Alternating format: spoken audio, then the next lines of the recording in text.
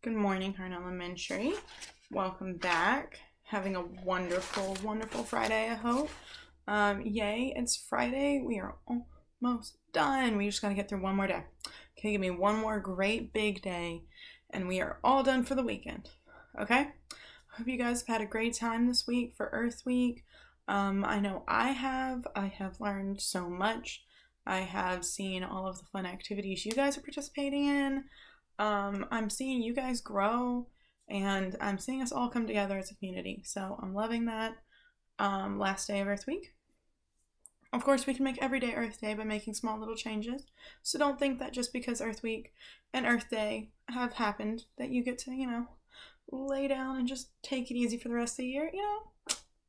Keep it up. Keep it up. I believe in you guys, and I know that we can really make a difference. All right. So Texas news today. All right. Today is is Friday. So remember on Monday I said that on Friday, retail stores would be open for to go. So basically, just like you've been able to get your food to go, you can get your clothing and furniture and toys or whatever you want to buy. You can get that to go starting today. So a lot of places have online resources where you can, shop through their website to see online sources and pick up the stuff when you go to the store. Okay, so they're going to start doing that. Now, Greg Abbott's stay-at-home order will be expiring on April 30th, which is next week, okay? So next week on April 30th, his stay-at-home order will expire. And he has said that he wants to start phasing in the rest of Texas businesses. So even, things like restaurants and theaters and salons will start opening starting in May. So they're working on figuring out a plan. Obviously, there will be these businesses will have to adhere to social distancing guidelines, though there has been no details further about what that will mean, especially for places like restaurants or salons, where there's a lot of contacts between staff and customers. So we'll have to wait and see what the guidelines are going to be for those, so that we can make sure we all stay safe. Okay, there will be no mask ordered, though individuals are highly encouraged to wear them. So just because nobody's making you wear a mask doesn't mean you shouldn't wear a mask. I try to wear a mask whenever I have to go out in public, like if I have to go to the grocery store. I have a mask in my car that I keep, and I'll wear it. So we need to make sure that we are doing all we can to make sure our fellow citizens are staying safe. So even if there is no mask order, doesn't mean you can't wear a mask. You can. Nobody's going to stop you. All right. This will start the first week of May, but we are not going to be starting everything at once. So that means it's not like May 1st is going to come around and all the businesses are going to immediately open and everything's going to be back to normal. Okay, we're going to start gradually phasing businesses in. So some businesses like stores and retail places are a little bit easier because you can keep the distance between the staff and the person shopping. Other places like salons and restaurants and movie theaters are going to take a little bit of rearranging before we can get people in them while still adhering to social distancing guidelines. So those might be coming in slower. So it's going to be a more gradual phase in. And then counties that have more cases will be this will not apply to them as much, so they might open a few things, but are places like Dallas where there's a really high rate of people getting infected, and even Bryan College Station doesn't have a great rate. We will probably be phasing things in slower than some of the other places. So some counties, some rural counties don't have anything at all. Obviously, they're probably going to be some of the easiest to open up. So we're just going to have to take things one day at a time, and the governor and his team will be working on finding the safest way to open up for everybody. He does recognize that there will be some expansion of coronavirus cases with this opening back up, but he hopes to be able to keep it manageable by keeping it as small as possible, though once again, I say, like, we have not heard some of the biggest details of that plan, so we're still waiting to hear those details. But he hopes to keep it this, growth and spread manageable, while still maintaining Texas's reputation as one of the best states for businesses. Okay, so that's Texas news. One little bulletin that I want to hand out, public safety bulletin, is a warning. So there's been a lot in the news lately about new cures or ways to fight coronavirus coming from some high-level officials. I just want to reiterate some warnings, and these are, medical warnings given out by companies and doctors, obviously. Please do, under no circumstances should anybody drink bleach. It will kill you. Do not drink bleach. I understand that there have been some, once again, high-level officials that have said that they're exploring those opportunities. If they do explore those opportunities, it will not be pure bleach straight from the store. Please, under no circumstance can you drink that. UV light also can be harmful. That has been raised as a kind of cure. Also, UV light can kill the virus. That's things like sunlight. High levels of that can be harmful to people, which is why you need to wear your sunscreen. UV radiation that's coming from the sun is what gives you sunscreen, and it can cause skin cancer. So please, remember, yes, you can go outside to the park and stuff, and I, never one to say don't get some sun. If you want to lay on your backyard and like tan or, get some sun, get some vitamin D, because that is a very essential vitamin that we need as humans to live, is vitamin D. We need sunlight. But we also don't need too much sunlight, so make sure you wear sunscreen, and high levels of UV radiation are very harmful, so do not explore that as an at-home option, okay? And once again, hydrochloroquine has been shown through medical tests to result in more deaths than those taking other COVID treatments. So that has been, the medical field has said, do not take that. That is not a prescribed recommendation. Once again, any and all advice on treatments for any illness at all should come from either your doctor or another professional medical or a medical professional that you personally. Do not Google is great for finding all sorts of things, but Google should not be your last word on medical treatments. Okay, if you ever have any concerns or questions about medical treatments, don't be afraid to reach out to a doctor or another medical professional, or if you are going online, there are places where medical professionals have answered questions. I know the FDA and the CDC have websites that are very helpful, as well as some doctors that are trying to help. Obviously, TV doctors like Dr. Oz and Dr. Phil are not considered medical professionals at this point, so they should not count as going to a medical professional for advice.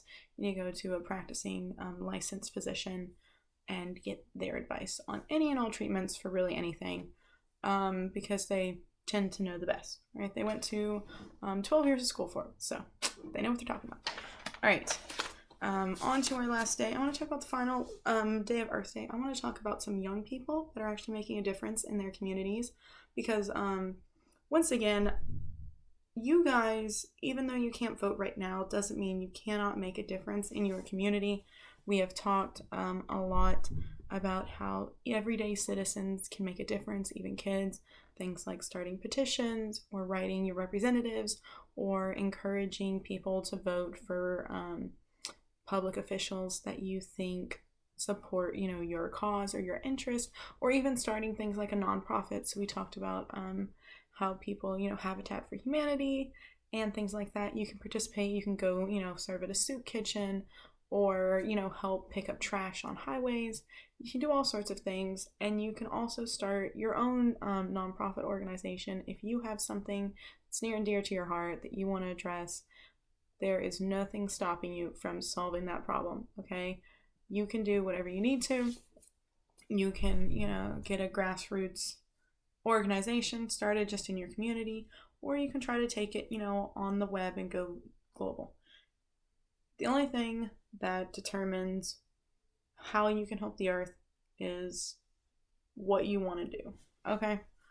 All right, so Greta Thunberg is obviously, whenever we talk about young activists, she's the first name on the list. She's become a worldwide phenomenon lately. In the last couple of years, she has been a vocal, political, and ecological activist. She is from Sweden, so she's Swedish. She was young, and her movement started when she researched all about climate change and saw how it was harming everything and decided that enough was enough. So she started what she called a school strike for climate, where she stopped going to school. So a strike is when you stop doing something to protest. Either most time it's workers protesting for better wages or better safety equipment. They stop working, and then eventually, the boss has to give them what they're asking for. Okay. So Greta stopped going to school, and she stood in front of the Swedish Parliament building with a sign that said "School Strike for Climate," and organized. Other students started joining her and protesting in front of the the Parliament building, and this became kind of like a worldwide movement. There are school strikes going on all over the world. Obviously, everybody's striking from school right now, but when we get back to school, there are school strikes going on all the time of young kids just like you, standing up and saying enough's enough, and they started a protest, and they are protesting at their, city buildings, at their state buildings, at their national buildings, all sorts of things. She has gained international acclaim for her direct way of calling attention to the immediate threat of climate change, as well as calling out global leaders for their failure to take significant action. Okay, so she sees it as global leaders know that there is a problem, and they know the steps they need to take to solve the problem, and yet they are not taking them, and now climate change is affecting the whole world. And the reason kids are so vocal in this movement is that young people are the ones that are going to have to live with this world, right? I'm not that old. I know you guys probably think I am. Miss Davis is not that old. I'm only about 14 years older than you guys. I'm only 24. Yesterday was my birthday. So I understand. I'm also gonna have to live with this world, and I understand, the activism and all of that. I'm only 5 years. She is 17, so I'm 7 years older than Greta Thunberg. All right, and the idea is that children are standing up and stepping out because, first of all, we've known about climate change our entire lives. It's something we've known about since we were young. We've been taught in school, like I'm teaching you guys. We've heard about from our, friends and our siblings and our classmates and people in the community. So it's something we know and recognize, and it's also something we know we're going to have to live with. Okay, so for the next 70 years that we're on Earth, we're going to have to live with this Earth, and if we destroy it now, there's not going to be any Earth left for later. Okay, so kids are really getting in on the act. All right, so she calls attention to their failure to take significant action, which she sees. So her movement, like I said, is School Strike for Climate, and it is spread around the world. Now, Greta herself has won numerous awards for her activism, and she has also spoken before the UN and at the Davos for the World Economic Forum annual meeting and other, very big, important economic and environmental conferences. She has been nominated for 2 consecutive Nobel Peace Prizes. So the Nobel Peace Prize is kind of like the highest award in the world for, spreading peace and activism and hope, or whatever your thing is. You can also get Nobel Prizes for things like science and math, and actually there is no Nobel Prize for math, but there's things for, science or literature or art. So you can get Nobel Prizes for all sorts of things, but Peace Prize is a big, big deal, and Greta has been nominated twice for it. She would be one of the youngest people to ever win it, and it would be a big deal. She also was Time's youngest person of the year in 2019. So last year, everybody was talking about Greta.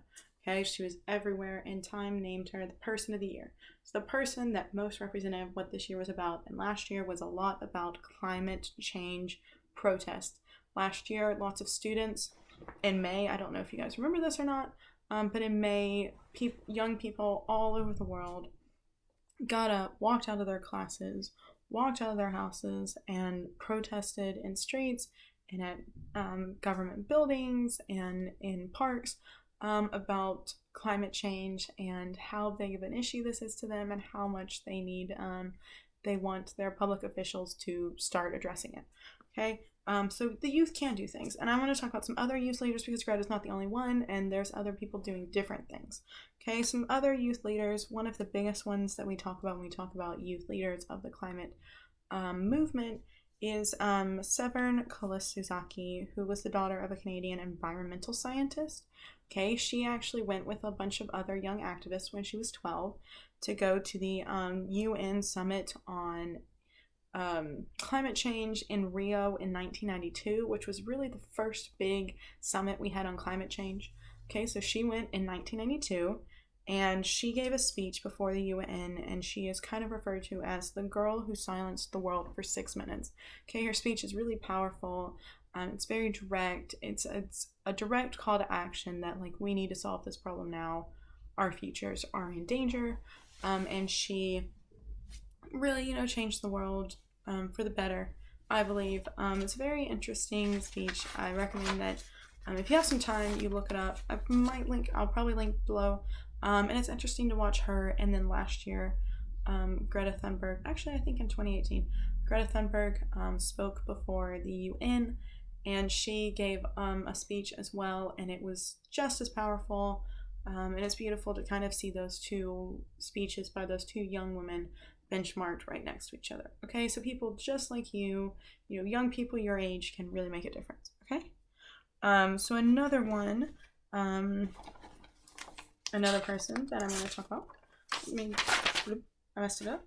Yes, no, that was fine. Delaney Reynolds from Florida. So Florida is one of our states in the U.S. that is facing climate change. I think the most immediately, because they are dealing with a lot of flooding, because as the water in places like, so as all the glaciers in places like Canada and Greenland and Antarctica melt, all of that water goes in the ocean and it raises the ocean level, and so all the places that live near the ocean are getting sunk underwater. Okay, it's happening to a lot of islands, but it's also happening to places like Florida, which are very flat and surrounded on all sides by water. Okay, so there are a lot of cities.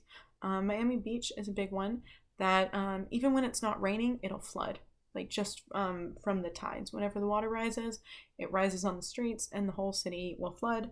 So Florida, is facing a lot of climate crisis right now. And so Delaney Reynolds started the Sink or Swim Education Project. So she works to go around educating youth and educating students about the immediate need to address climate change, and also how rising sea water can affect lives and can affect countries and ways we can address that. Okay, so really cool project. I will link to that as well. Kakashan Basu was a Nat Geo Young Explorer. So she started, and she is from India, and she started Green Hope Foundation. And so she helps children replant mango grove forest and plant trees in refugee camps and all over the world. So, she's really cool. I will link to hers as well. I'm going to link to all of these guys' place things so that you can explore them and see what you like or, might be interested in. So Felix Finkbeiner started a nonprofit in 2007 when he was 9. He started a nonprofit when he was 9, okay? Some of you guys are 9. You can do this, all right?